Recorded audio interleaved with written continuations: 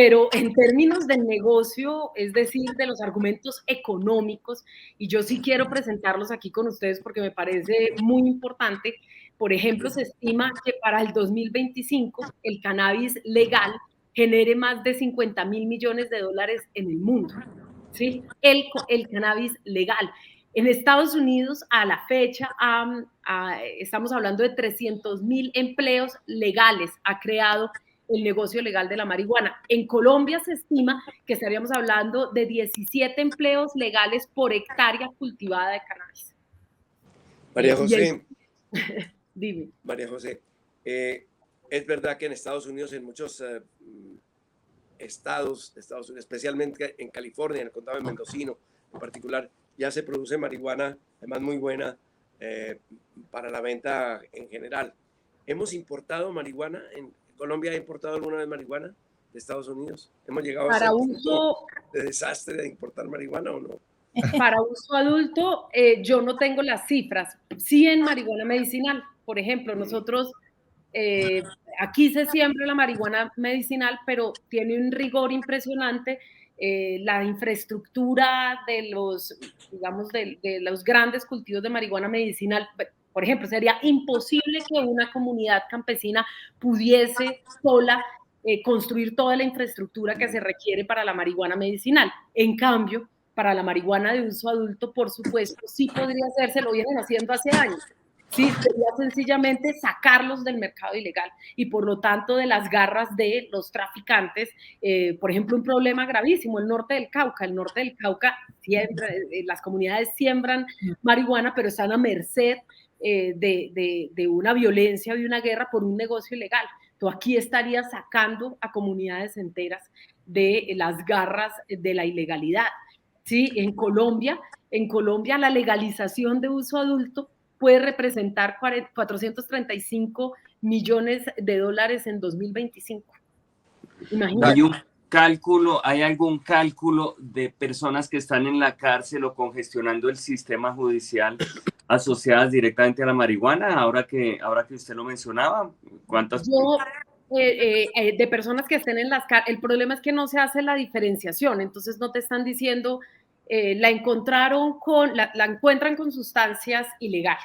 Las sustancias ilegales pueden ser el bazuco, puede ser cocaína, puede ser marihuana, ¿sí? Pero hay personas que pueden haber entrado a la cárcel porque tenían 2 dosis mínimas de marihuana. Lo que sucede en Estados Unidos, hay gente que paga penas de 12, 13 años por tener 2 cigarrillos de marihuana, ¿sí? Y hay algunos que han pagado cadenas perpetuas por tener dosis mínimas de marihuana. En nuestro país sucede lo mismo, pero pues por supuesto está enmarcado dentro de el tráfico de estupefacientes, el porte y consumo, y tendríamos que entrar a revisar para descongestionar, por supuesto, pues sería un motivo o una causa para descongestionar, por supuesto, las cárceles. Ahora, frente al tema del cannabis de uso medicinal, esto abrió de alguna manera la compuerta. Por supuesto que en términos económicos ha supuesto un negocio creciente y lo mismo, pues por supuesto, podría suceder con la marihuana de uso adulto.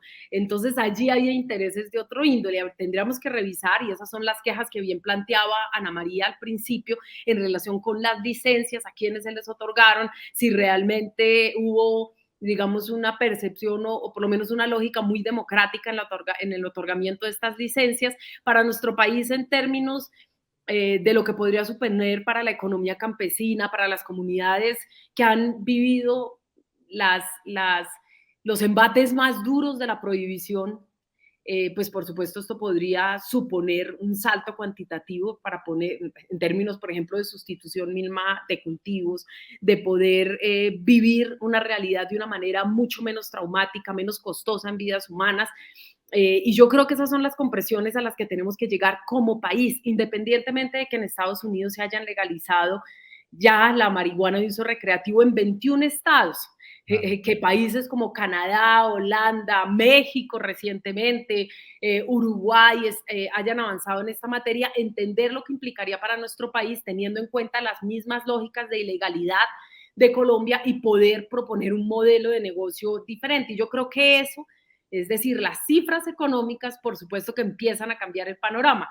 Y ahorita, cuando ustedes lo estimen conveniente, les doy algunas de esas cifras porque creo que nos permite entender también una lógica que va más allá del tema de salud, que es uno de los puntos principales por el tema de consumo. Entonces, que si la marihuana es más o menos dañina, que si es la puerta de entrada para otro tipo de drogas, y por supuesto hay toda una serie de estudios que han a lo largo de la historia planteado posiciones disonantes, incluido la Organización Mundial de la Salud. Por ejemplo, la Organización Mundial de la Salud ya sacó la marihuana de la lista de estupefacientes, es decir, que eso permite que otras sociedades puedan avanzar en lógicas de despenalización, por supuesto regulada, y que permita enfrentar el tema de las drogas de una manera diferente. Y en el caso de la marihuana, por supuesto, los estudios que en términos de salud nos dan toda una serie de cifras que desmienten las posiciones más recalcitrantes frente al tema, pues yo creo que es importante tener en cuenta, por ejemplo, el cigarrillo y el alcohol, porque tendríamos que fijarnos en las sustancias que son legalmente y socialmente aceptadas. No estoy entrando en las grandes, en las otras drogas, las drogas más duras puede ser, sino el alcohol, la marihuana y el cigarrillo, que serían, digamos, como estas sustancias socialmente más aceptadas.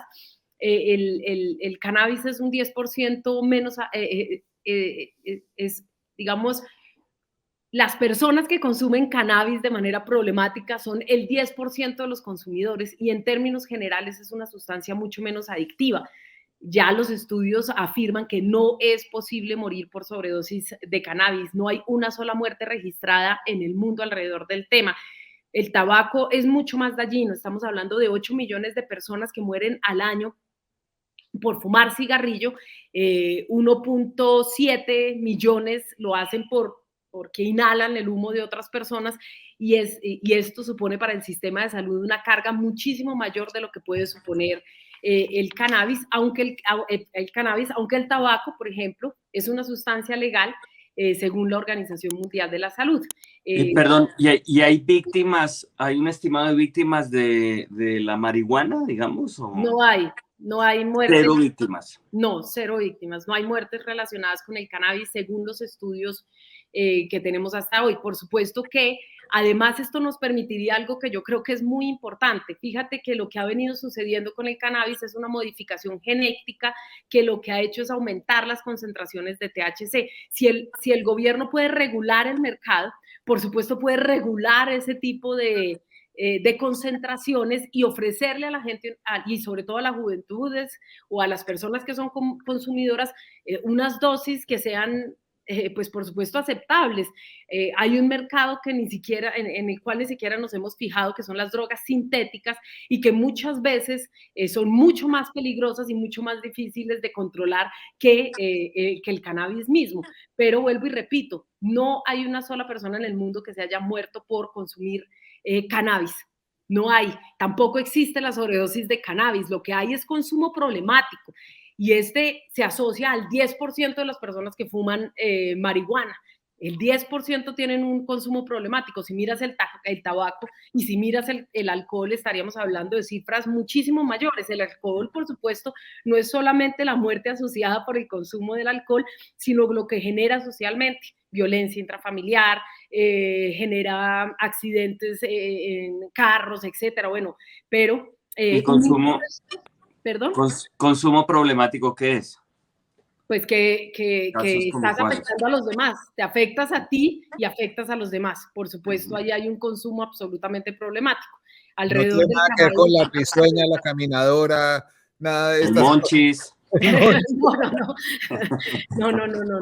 No, yo creo que digamos las cifras son serias. O sea, si tú le pones un impuesto, pongamos alrededor del 30%, 20%, la cifra estaría por definir, impuestos locales que también podrían estar asociados, pues por supuesto puede haber una inversión inmensa al sistema de salud. Y hoy de facto, porque la gente no va al médico y dice yo vengo porque consumo marihuana, por supuesto es una sustancia prohibida, la gente dirá yo fumo cigarrillo, bueno, llegará por otro tipo de patologías y de facto el sistema de salud enfrenta enfrentaría cualquier consumo problemático del cannabis, pero al ser ilegal ni siquiera hay un impuesto al consumo que permita también que el sistema de salud pueda enfrentarlo, como sí sucede con el alcohol y sucede con el tabaco.